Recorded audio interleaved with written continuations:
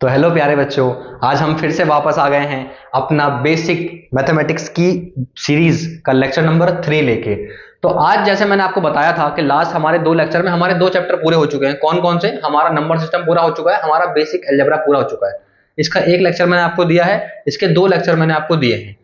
तो अब हमें सीरियल वाइज तो एक्चुअल में एक्सपोनेंट्स एंड पावर करना था, लेकिन कुछ बच्चों ने मुझे पर्सनली टेक्स्ट किया और कमेंट किया कि सर हमें एक्सपोनेंट्स एंड पावर नहीं करके आप पहले हमें फैक्टराइजेशन करा दीजिए, क्योंकि फैक्टराइजेशन सीखने में थोड़ा सा टाइम लगता है, थोड़ा सा मुश्किल चैप्टर है। और सबसे इंटरेस्टिंग चीज अलजेब्रा से वो डायरेक्टली लिंक्ड है वो चैप्टर। अभी जो आपने सीखा है कि 3x को x से मल्टीप्लाई करेंगे तो 3x स्क्वायर आएगा, इस प्रकार की जो चीजें हैं अलजेब्रा से रिलेटेड वो फैक्टराइजेशन में एक्चुअल में अलजेब्रा का ही पार्ट है फैक्टराइजेशन। तो हमें आज करना क्या है? हमें करना है फैक्टराइजेशन। इसके बाद अगर आपको कोई इसमें से पर्टिकुलर चैप्टर करना हो अपने मन का तो आप मुझे कमेंट करके बता सकते हैं, आपकी बात भी सुनी जाएगी। और वरना तो हम इसके बाद फिर करेंगे अलजेब्रिक आइडेंटिटीज और फिर अपना सीरियल वाइज वापस लाइन से करेंगे। ठीक है, तो चलिए शुरू करते हैं। तो हाँ जी बच्चों, अब हम करेंगे फैक्टराइजेशन। फैक्टराइजेशन क्या होता है, फैक्टर्स क्या होते हैं, जैसे मैं आपको बताता हूं। आपने सुना होगा 20 एक नंबर है आपके सामने। 20 किस किस टेबल से डिवाइड हो सकता है, या अगर मैं और आसान भाषा में कहूं तो किस किस की टेबल में आता है? सर 21 की टेबल में आता है, 22 की टेबल में आता है, 24 की टेबल में आता है, 25 की टेबल में आता है, 10 की टेबल में आता है और लास्ट 20 खुद की टेबल में आता है। तो ये सारे इसके फैक्टर्स हैं जिनसे अगर आप इसको इनमें से किसी से भी डिवाइड करोगे तो आंसर नीचे 0 आ जाएगा, रिमाइंडर 0 आ जाएगा। मतलब कि अगर आप इनमें से 20 को अंदर रखो और इनमें किसी को भी बाहर रख लो, 5 को रख लो, तो 4 पे 0 आ जाएगा। तो ऐसा नंबर जिससे इसको डिवाइड करने पर 0 आ जाए रिमाइंडर, उसको हम इसको बोलते हैं फैक्टर। ठीक है, तो आज ये तो हमने मैथ्स के फैक्टर सुने, ये वाले फैक्टर्स होते हैं। आज हम निकालने वाले हैं जो क्वाड्रेटिक पॉलिनोमियल होते हैं। बेसिकली आज हम 2 चीजों की फैक्टराइजेशन सीखेंगे। सर किस किस की? क्वाड्रेटिक पॉलिनोमियल और क्यूबिक पॉलिनोमियल। सर एक बार लिख दीजिए इस चीज को। देखो बच्चों, तो आज हम सीखेंगे क्वाड्रेटिक और क्यूबिक पॉलिनोमियल की फैक्टराइज। सर ये क्वाड्रेटिक और क्यूबिक क्या होते हैं? बच्चों हमने जब लास्ट लेक्चर पढ़ा था अलजेब्रा का, जो अपना सेकंड पार्ट था, उसमें मैंने आपको बताया था क्वाड्रेटिक क्या होते हैं और क्यूबिक क्या होते हैं। तो क्वाड्रेटिक इक्वेशन ऐसी होती है जिसमें पावर 2 होती है, लेकिन खास बात है हमारा जो इक्वेशन होने वाली है वो 1 वेरिएबल में होने वाली है, चाहे वो क्वाड्रेटिक हो चाहे क्यूबिक हो। कितने प्रकार की होती है? 1 वेरिएबल, 2 वेरिएबल, 3 वेरिएबल। हम दोनों 1 वेरिएबल में पढ़ेंगे, जैसे कि x square plus 5x plus 6। ये जो हमारी इक्वेशन है ये है तो क्वाड्रेटिक, क्योंकि पावर कितनी है यहाँ पे 2, और कितने वेरिएबल है इसमें? एक। यहाँ पे भी x है और यहाँ पर भी x है। समझ में आ रही है बात? उसके बाद जो हमारा क्यूबिक होने वाला है, क्यूबिक, जैसे कि अगर मैं सामने लिखूं कि x cube plus 3x square plus 7x plus 6, ये और ये जो है ये क्वाड्रेटिक है और ये क्यूबिक है, लेकिन 1 वेरिएबल में है और दोनों पॉलिनोमियल है। तो आज हम इनकी फैक्टराइजेशन सीखेंगे। सबसे इंटरेस्टिंग चीज आपके सामने जो होने वाली है अभी वो ये है कि आपको पता है क्वाड्रेटिक के फैक्टराइजेशन करने के कई सारे तरीके हैं हमारे पास, है सर? हाँ बच्चों, बहुत सारे तरीके हैं, जिसमें से एक है splitting the middle term. Splitting the middle term, splitting the middle term. इसमें क्या होता है? इसमें हम बीच वाले टर्म को तोड़ देते हैं, अभी आगे बताऊंगा आपको। उसके बाद हमारा है एक कंप्लीटिंग द स्क्वायर मेथड, एक और है हमारा डी वाला डिस्क्रिमिनेंट मेथड, क्वाड्रेटिक फॉर्मूला वाला। तो ये सब तो बाद में पढ़ेंगे, ये बेसिक्स में नहीं आता है। हमें सिर्फ सीखना है क्वाड्रेटिक को स्प्लिटिंग मिडिल टर्म से और क्यूबिक को भी स्प्लिट करके। ठीक है, डिवाइड करेंगे पहले फिर स्प्लिट करेंगे। तो सबसे पहले हम स्टार्ट करते हैं अपना क्वाड्रेटिक को फैक्टराइज करना। ठीक है, तो मैं आपके सामने एक क्वेश्चन ले लेता हूं। अच्छा, ये मैंने आपके सामने एक क्वेश्चन लिखा है, ये क्वाड्रेटिक है, हमें इसको फैक्टराइज करना है। तो इसको फैक्टराइज करने का हमारे पास एक सिंगल तरीका है। मैं उस मेथड को मैं इतने आराम से बोलने वाला हूं कि उसको आप एकदम याद कर लो। उस मेथड से ऐसा कोई क्वेश्चन नहीं है जो नहीं हो सकता। जो क्वेश्चन उस मेथड से नहीं होंगे वो क्वेश्चन बेसिक मैथमेटिक्स में नहीं आते हैं, वो फिर थोड़ा हाई वाले में आते हैं, उसको हम अलग तरीके से सीखेंगे। लेकिन जो मैं आपको स्टेप बताने वाला हूं उन स्टेप्स को ही आप याद कर रहे हो एज इट इज, कि इस स्टेप के बाद ये, फिर इसके बाद ये, फिर इसके बाद ये। तो ऐसा एक भी क्वेश्चन नहीं होगा जिसका आंसर आप नहीं निकाल पाओगे और आप हमेशा के लिए फैक्टराइजेशन में परफेक्ट हो जाओगे। आप किसी भी क्लास में हो, फैक्टराइजेशन आपके पास आने ही वाली है, वो आपको करना ही पड़ेगी, इसलिए फैक्टराइजेशन ध्यान से देखना है। स्टेप नंबर 1, पहले देखो ये लिखा गया, पढ़ते कैसे हैं इसको पढ़ते कैसे हैं? इसको पढ़ते हैं पी मतलब होता है पॉलिनोमियल। लास्ट चैप्टर में बताया था मैंने पॉलिनोमियल क्या होता है। पॉलिनोमियल इन एक्स, कैसे पढ़ेंगे इसको, पॉलिनोमियल इन एक्स, मतलब कि ये जो पॉलिनोमियल है इसमें कौन सा वेरिएबल इस्तेमाल हुआ है, इसमें इस्तेमाल हुआ है एक्स वेरिएबल। तो ये लिखा है पॉलिनोमियल इन एक्स बराबर x square plus 5x plus 6। अगर ऐसे लिखा होता p ब्रैकेट में y, डरने वाली बात नहीं, बच्चे कहते हैं ये क्या लिख दिया, ये कुछ नहीं है, ये बता रहा है कि जो ये पॉलिनोमियल है सामने लिखा हुआ इसमें कौन सा वेरिएबल इस्तेमाल हुआ है। तो इसको पढ़ेंगे p ऑफ y, मतलब सामने जो क्वेश्चन होगा ना उसमें y इस्तेमाल होगा, जैसे कि Y square plus 7x plus 9, ये क्वेश्चन है। तो ये जो पॉलिनोमियल है इसमें y इस्तेमाल हुआ है, तो इसको क्या पढ़ेंगे हम, पॉलिनोमियल इन y बराबर वाई स्क्वायर प्लस 7y।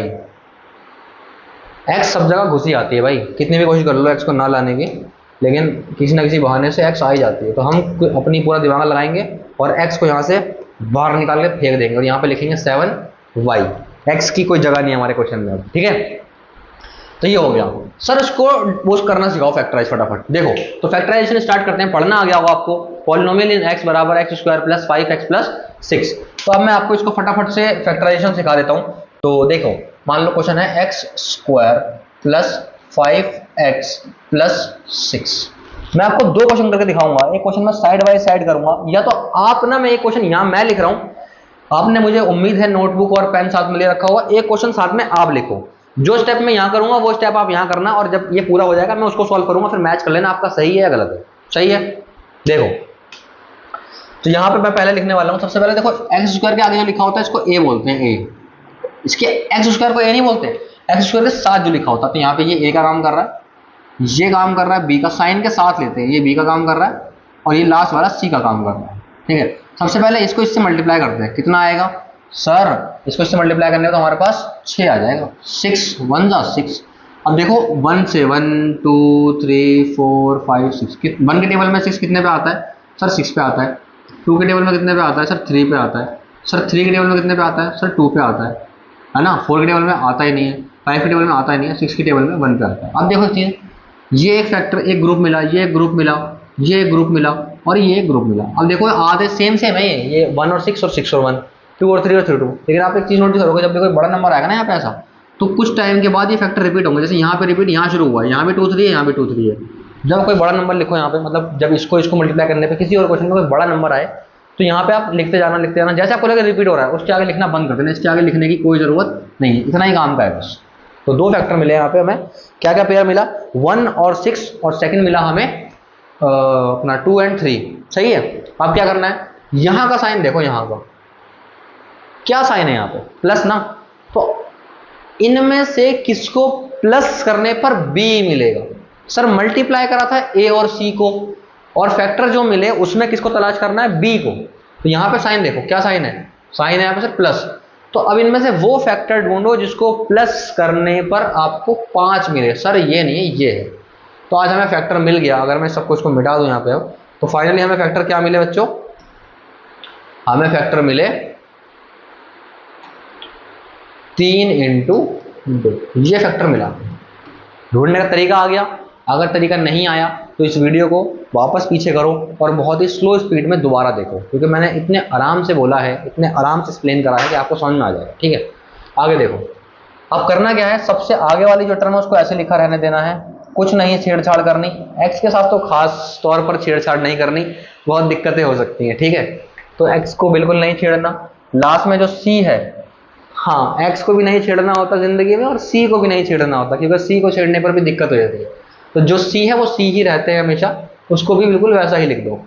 किसको छेड़ो, इसको।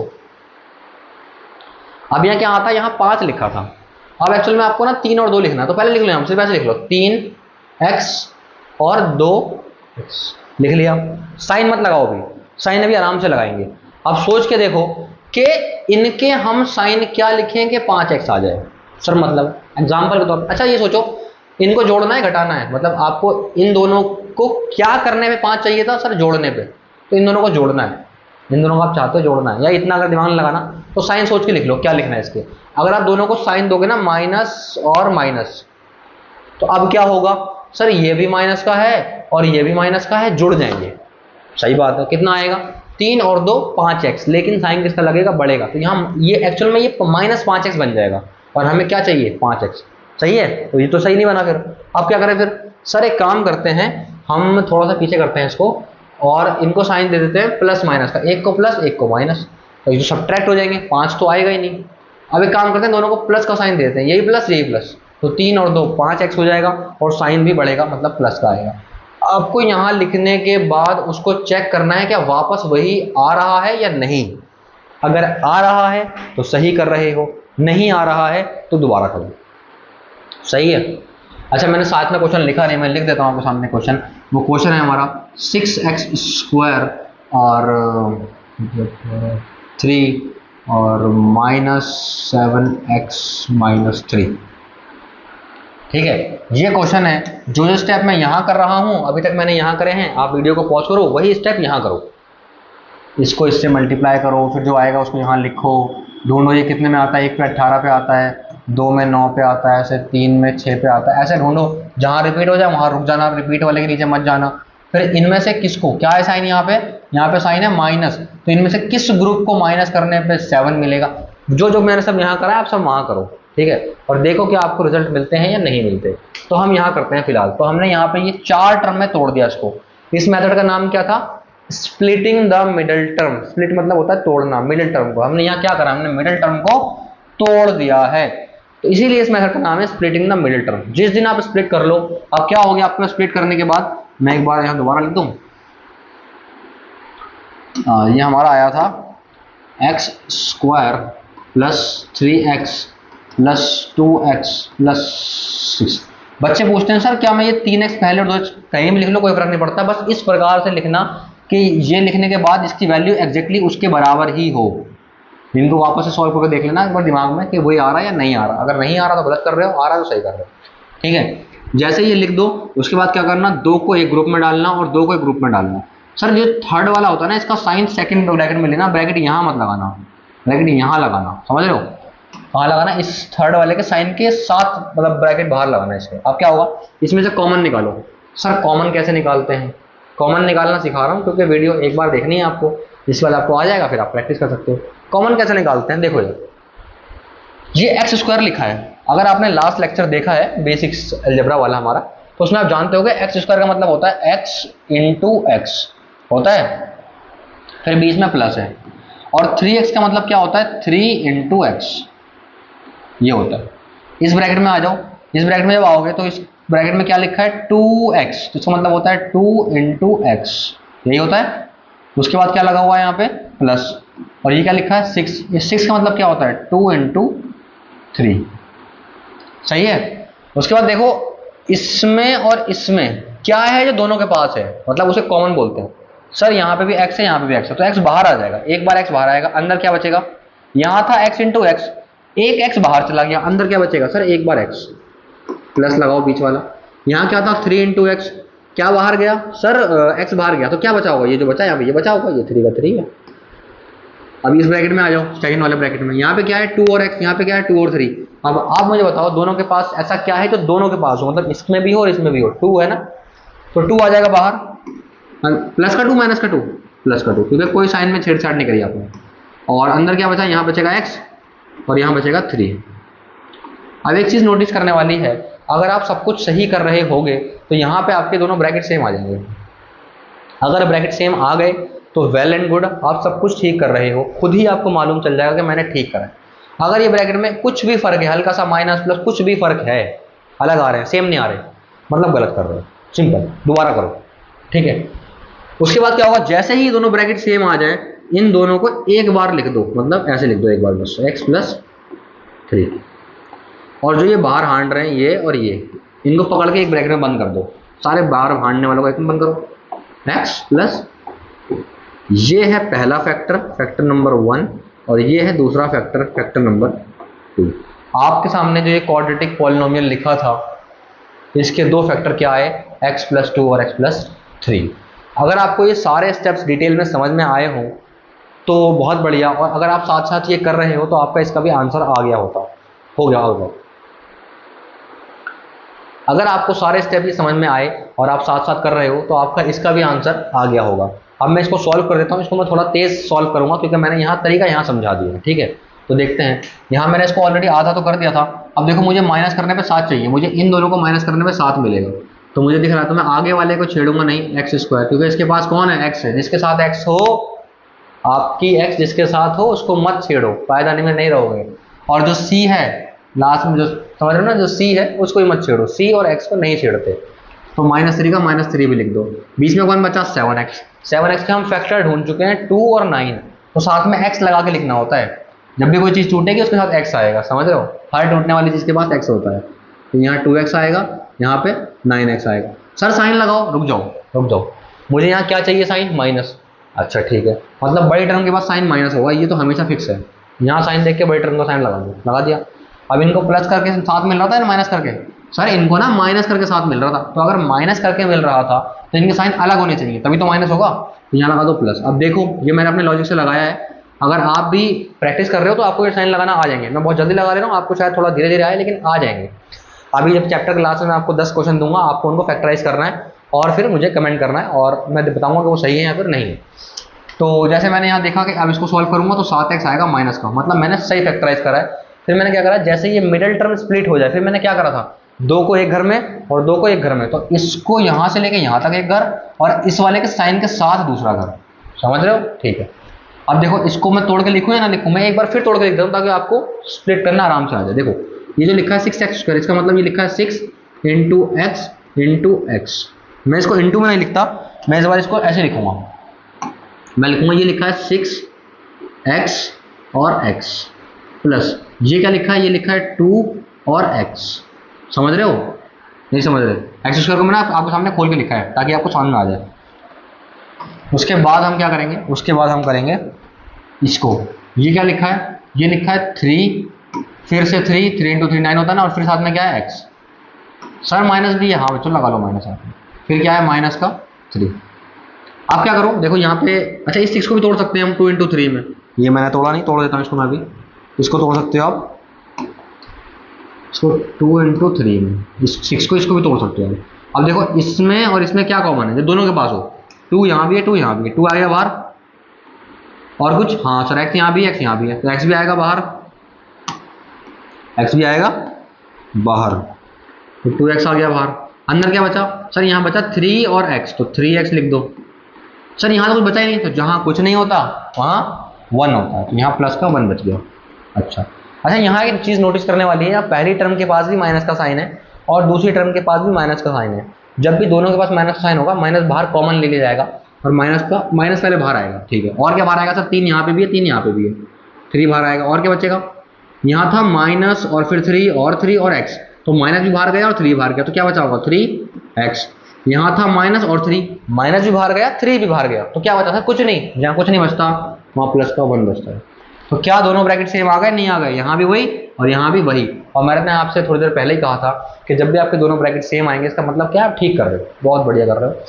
जैसे दोनों ब्रैकेट सेम आ गए, इन ब्रैकेट को एक बार लिखो, एक बार लिखने पे आएगा 3x + 1, और जो ये बाहर हांड रहे हैं रात के टाइम, गलत बात है ये ना, इनको पकड़ के एक जगह बंद कर दो, ये होगा 2x - 3। तो ये आपके आ गए दोनों फैक्टर, किसके, इसके। तो यदि तो आपका आंसर ठीक है तो आंसर कमेंट में लिख दो यस, और अगर आपका आंसर गलत है तो कमेंट में लिख दो नो। फिर हम देखेंगे किस किस का सही आ रहा है, किस किस का गलत आ रहा है। तो होप सो बच्चों आपको ये सारे क्वाड्रेटिक के फैक्टर बनाना आ गए होंगे।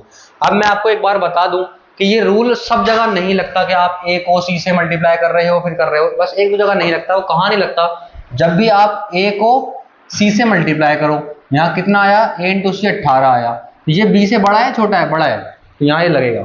यहाँ क्या आया 1 और यहाँ कितना 6, तो ac कितना आया 6, ये 5 से बड़ा है छोटा है, बड़ा है। जब भी ये छोटा होगा, मतलब a और c को मल्टीप्लाई करने पे बीच वाले से छोटा नंबर आएगा, वहां पे ये रूल नहीं लगेगा। वहां कौन सा रूल लगेगा, वहां एक दूसरा रूल लगता है, उसको सॉल्व करने के लिए हम आपको अलग चैप्टर में अलग से पढ़ाएंगे। फिलहाल 99% जगह केसेस पे आपको आराम से ये रूल लगेगा और आपको इसी से सॉल्व करना है, ठीक है। इसके बाद मैं आपको एक क्वेश्चन और दे देता हूँ या 2 क्वेश्चन और दे देता हूँ जो आपको खुद से सॉल्व करना है, जो कि आपको खुद से सॉल्व करना है, ठीक है। मैं आधा यहाँ छोड़ता हूँ ताकि आप देख कर उसको सॉल्व कर पाओ। तो आपके सामने मैं एक क्वेश्चन लिख रहा हूँ यहाँ पे, और क्वेश्चन है हमारा 2x² - 7 + 7x + 3। इस क्वेश्चन को आप खुद से सॉल्व करने की कोशिश कीजिए और सॉल्व करके बताइए कि आपका आंसर आ रहा है या नहीं, ठीक है बच्चों। इसके बाद अब हम बढ़ते हैं आगे। अब हम सॉल्व करेंगे क्यूबिक पॉलिनोमियल को। क्या हम क्यूबिक पॉलिनोमियल को सॉल्व कर सकते हैं? कितना मुश्किल है, कितना आसान है, अब सॉल्व करने वाले हैं हम। तो क्यूबिक पॉलिनोमियल को सॉल्व करना और आसान है, आसान है, कोई दिक्कत वाली बात नहीं, आराम से आपको मिल जाएगा, कोई टेंशन वाली बात नहीं होगी। सबसे पहले मैं आपके सामने क्यूबिक पॉलिनोमियल का उदाहरण लिख लेता हूं, उसके बाद हम सॉल्व करने की उसको कोशिश करेंगे। तो जैसे हमारे पास पहला एग्जांपल है ये एक्स क्यूब। मैं आपको दो एग्जांपल बताऊंगा, दोनों अलग अलग तरीके से करूंगा और बताऊंगा कि ऐसा पहले में क्यों हुआ और दूसरे में ऐसा क्यों हुआ। और आगे है हमारा 13x square plus 32x plus 20। ये हमारा क्वेश्चन है, हमें इसको सॉल्व करना है। ठीक है, सॉल्व करने के लिए मैं इसको आधा करूंगा, आधा इसको आप सॉल्व करोगे। सर क्यों? मैं बताता हूं अभी क्यों। जैसे अभी लास्ट में देख सकते हो कितना लिखा है, 20। तो आपको पीछे से इसको तोड़ते हुए चलना है। यहाँ 20 लिखा है, इसको 20 ही लिख दो आप। अब ये कितना लिखा है? सर ये लिखा है 32x 32x। इसको इतना प्लस समथिंग में तोड़ो, मतलब कि ये कुछ ऐसे बना होगा ना, 20x प्लस और कितना बचा होगा 12x। सर ऐसे ही थोड़ा आपको लास्ट वाला देखना है कि इसमें इसको इसकी टर्म में तोड़ना, मतलब इसको दो पार्ट में तोड़ना है जिसमें से एक इससे मिलता जुलता हो। तो ये 32x है, x मतलब समझ लो ना कि आटे की बोरी, 32 आटे की बोरी है। तो मैंने इसको कितना लिख लिया, 20 आटे की बोरी प्लस 12 आटे की बोरी, सिंपल ऐसे लिख लिया। उसके बाद क्या है, तोड़ोगे। अब इसको देख के इसके आगे वाले को तोड़ो। आगे कितना लिखा है sir? 13x square. 13x square में एक लिख दो 12x स्क्वायर, और कितना बचा होगा सर? एक एक्स स्क्वायर और बचा होगा, तो एक एक्स स्क्वायर लिख दो आगे। और उसके आगे क्या लिखा है सर? एक्स क्यूब, यहाँ लिख दो एक्स क्यूब। तो आपको पीछे से तोड़ते हुए देखना है और तोड़ते हुए इसको सॉल्व कर लेना है। अब क्या हुआ, कितने बन गए? 1 2 और ये 3। अब इनको करना क्या है आपको पहले तो इनको उठा के बीच में लेके आओ,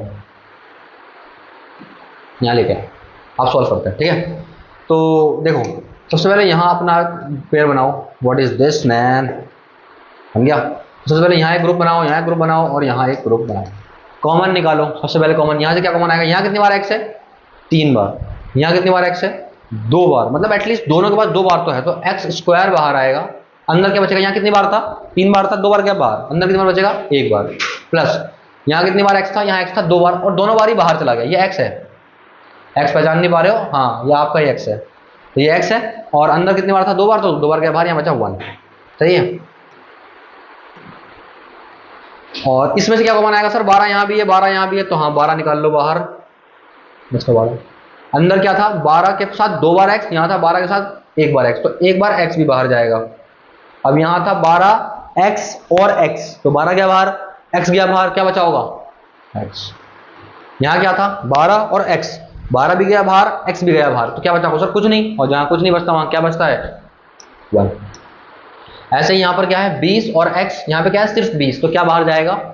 प्लस का 20। अंदर क्या बचेगा सर? यहाँ बचेगा x, यहाँ बचेगा 1। क्या तीनों ब्रैकेट सेम आ गए? अगर सेम आ गए तो सही कर रहे हो, बहुत बढ़िया। अगर अलग आ गए तो गलत कर रहा है, कुछ ना कुछ गलती करिए, ध्यान से देखो कहाँ गलती करिए। उसके बाद अगर तीनों सेम आ गए तो आपको इन तीनों को एक बार लिखो। क्या है वो ब्रैकेट? x+1 और x+1।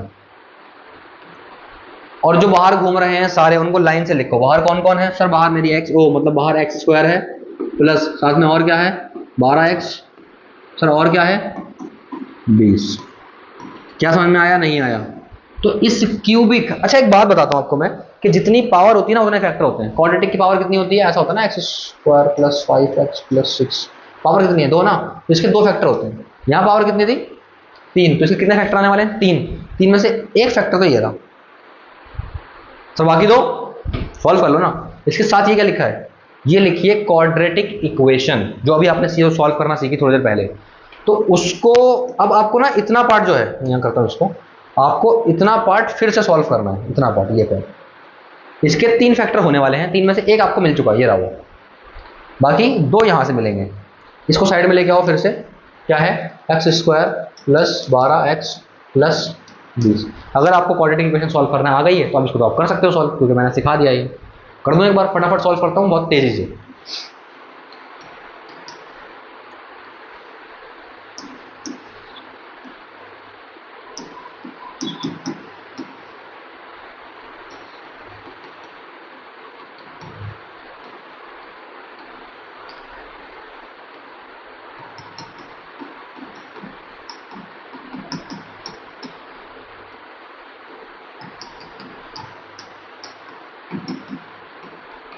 तो अगर आपने देखा कि मैंने इसी क्वाड्रेटिक इक्वेशन को सॉल्व कर दिया, कितने फैक्टर आ गए? 2।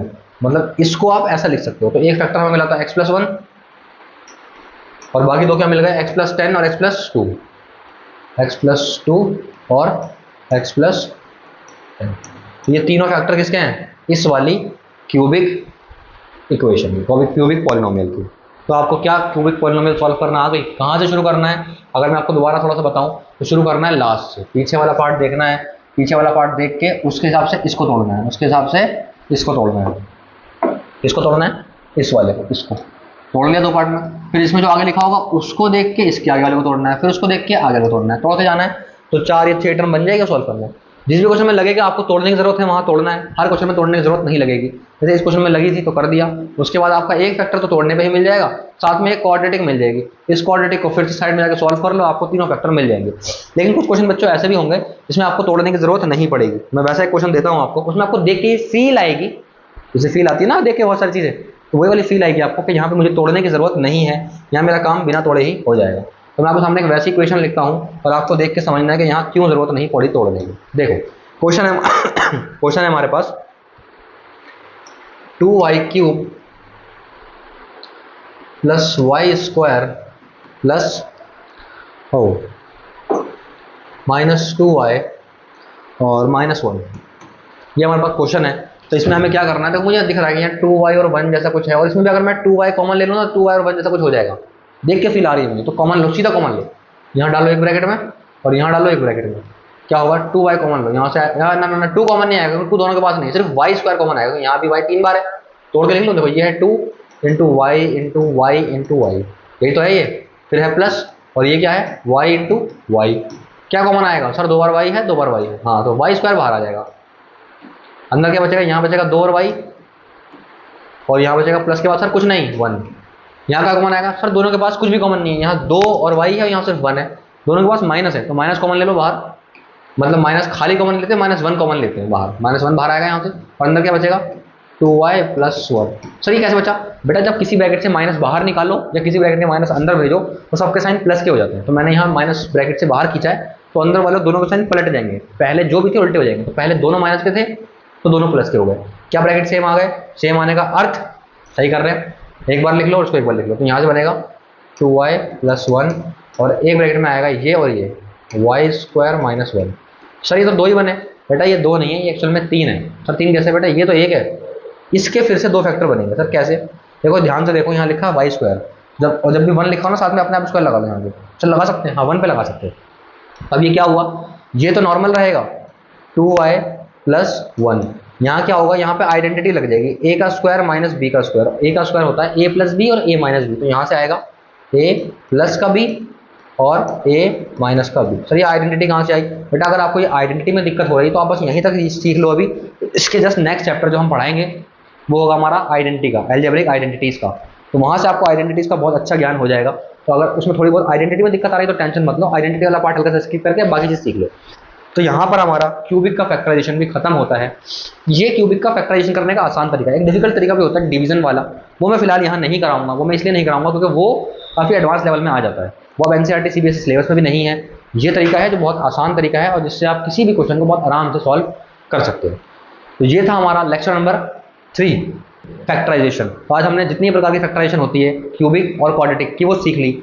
आई होप आपको समझ में आ गई होगी। आपको किसी भी पार्ट में दिक्कत है, किसी भी क्वेश्चन में दिक्कत है, कमेंट करो, टेक्स्ट करो, बताओ कि सर मुझे इस पार्ट में दिक्कत है, इस टाइम पे दिक्कत है, ये समझ में नहीं आया, मैं रिप्लाई करूंगा और आपको समझ में आ जाएगा। कोई वैसा पार्ट नहीं होना चाहिए जो आप देखो और उसके बाद भी समझ में ना आए। शर्त बस एक है कि आपको देखना ध्यान से है, नोटबुक पेन लेके देखना है, नोट्स बनाना है साथ साथ, ताकि मेरी सीरीज के साथ साथ आपकी मैथ सच में ठीक हो जाए, मेरी और आपकी दोनों की मेहनत वेस्ट ना हो। तो यहाँ पे अब मैं आपके सामने 10 क्वेश्चन लिखने वाला हूँ, आपको 10 क्वेश्चन नोट करना है अपनी कॉपी में और उनको सॉल्व करना है और उनका आंसर कमेंट करना है, ठीक है।